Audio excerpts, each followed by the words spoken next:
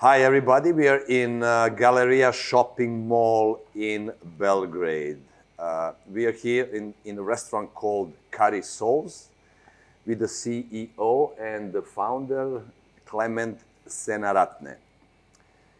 Why Serbia? Firstly, Vlada, thank you for having me. It's a pleasure and an honor to be on your show, so it's a privilege. Well, that's probably the second question everybody asks me after they say, how are you?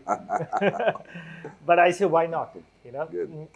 The idea picked up when I was backpacking through the Balkans several years ago of bringing a curry house brand to Europe. Good. So I started off in Croatia because that's where my holiday was, and Exactly.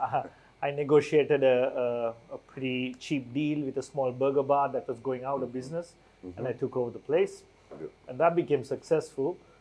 And then was kind of the first test when I raised my investment was, can I make this successful in another country? Or am I a one-hit wonder? So that's how I ended up coming to Serbia. Okay, good. And you opened your main restaurant in downtown Belgrade, actually. And this one in Galleria is the second one, from what I understand. Yeah. That's correct. So in 2023 summer, we set up the first restaurant in Obilić, Good. and that became pretty successful. Within 6 months, we got ranked as the #1 restaurant on TripAdvisor. Good. That motivated my investors to push for another store, and by 2024 August, we launched our second restaurant, this one in Galleria. Good.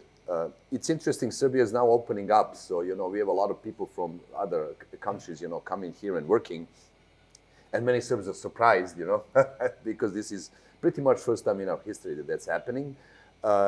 Could you explain to our audience what is curry and why people all over the world love that dish? Well, yeah. So you're a guy who's traveled a lot, so you know how curry is. Right? I mean, in the UK, they say that fish and chips is no more the popular dish, is chicken tikka masala. No. Right. Chicken tikka masala is the king of UK. Exactly, I know that. right. So curry has become, there was, like when all cuisines spread around the world, there was, the East Asian, like Chinese food wave, the Japanese food wave, the Thai food wave. And now the South Asian food wave is coming into life. Good. And it's already conquered a vast part of the Western market. And the Eastern European market is still not fully exposed to this. So this is where we have come in, and we are bringing literally a new flavor in. And many people thought that the Balkans will not like it. Yeah. Actually, when I was painting the first restaurant, I knew it. I just feel sorry for interrupting. yeah, no. We do like spicy food. We like sauces. We like those types of dishes. So I always knew that people in the region gonna like it. Yeah. And now you have two restaurants that actually belong to you and your investors, and actually you have two franchisees. Yeah, exactly. How does a franchise work? So how the franchise works is we basically, the whole idea of the project is to eventually franchise. It's not to keep expanding with our own equity stores. So now that we have this proof of concept working in 2 countries, and we have now 2 restaurants in Belgrade, we've managed to sign 2 franchise contracts, and those stores are opening in Novi Belgrade next month, and in Novi Sad, hopefully by the end of the year. Good. So and how do you actually make money from the franchise when you're not the owner? That's going to be interesting for our audience. So that's what I was about to get to. So how the franchise works is, in our concept, there is an initial franchise fee, but that franchise fee is not really how the company makes money. This franchise fee is to cover the initial costs that we invest into supporting our franchisee to get the operation up and running successfully. How we make the money is that we will have a royalty, right? Okay, good. We have a standard royalty fee of 5% on the turnover. Okay, good. So everything they sell, you get 5%. Everything they sell, Good. we get 5%. And in return, as a franchisor, we handle the marketing, we provide the new product development, and we keep the brand and the customer traffic coming into those stores. Okay, good, good. That's interesting. So now it's interesting because you're looking for investors here regionally and in Europe to expand your business.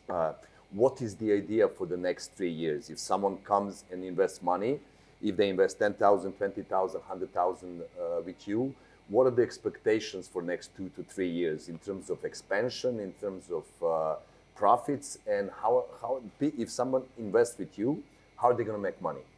So we have a target, a 2030 target of achieving 26 stores. Okay. By the end of 2025 this year, we will be 4 stores. And this plan has been strategically placed to go outside Serbia. Good. And our plan is, our company and our IP brand is all registered here at the moment in Serbia. Good. But we have plans to shift this registration to Luxembourg, where the holding company will be registered. As for investors, what we are looking at right now is we're looking at equity injection to support our expansion plans. And we're looking at a 25 to 30% return after we cross 3 years. Okay, good. So the idea is like to expand and then to have the return between 25 to 30% annually for those investors. That's actually a pretty good return, which I think also pays people for being in this region and taking all the local risks and all the regional risks, etc., etc.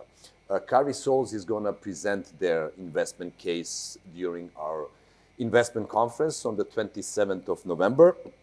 And you're going to have the opportunity to listen to Clement present his case. They're looking for about 400,000 euros to expand.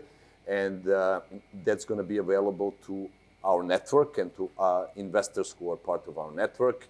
You're going to be able to invest money at a discount at that point. You know, whether you want the minimum investment is going to be about 10,000 euros. Is that right? Okay, that's good. Then you can invest 10,000, 20,000, 100,000. You also, if you have a great location anywhere in the Balkans, you can come to Clement and open the franchise store, which is going to be quite profitable. That's the good idea.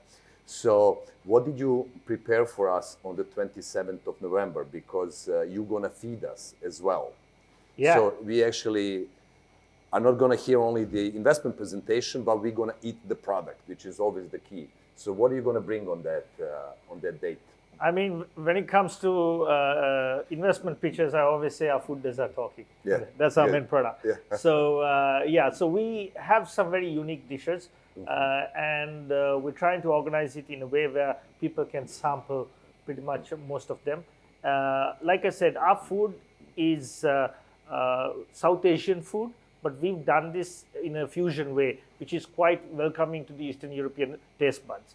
And we also kind of have 4 levels of spice levels. So because many people are kind of scared, oh, can my stomach handle this? Yes. But, you know, we have mild, Serbian, Sri Lankan, and Are You Nuts? These are the 4 levels. Okay. I got to try that Are You Nuts. I love spicy. Actually, my wife loves spicy. She can handle any type of spice. So she likes it. We do order your food, you know, through these delivery services. How's that part of the business going? I mean, this is expanding. It is becoming huge. How is the delivery business affecting your business? Is it improving it? Is it helping? How does that work?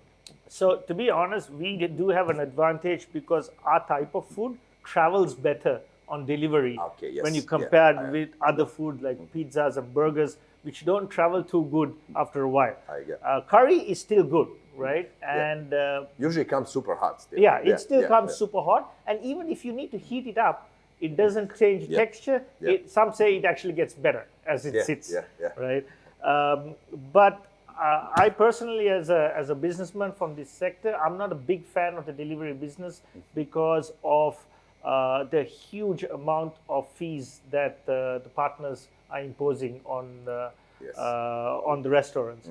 In fact, I'm a big advocate and hoping that the state would kind of try to bring some control into this because we feel that it's kind of out of control right now, which is also driving up delivery prices, and I really feel it's even contribution to the inflation of the country. So that's my take on delivery. Okay, good. So guys, we will see you 27th of November, our investment conference, Zadužbina Kolarčeva.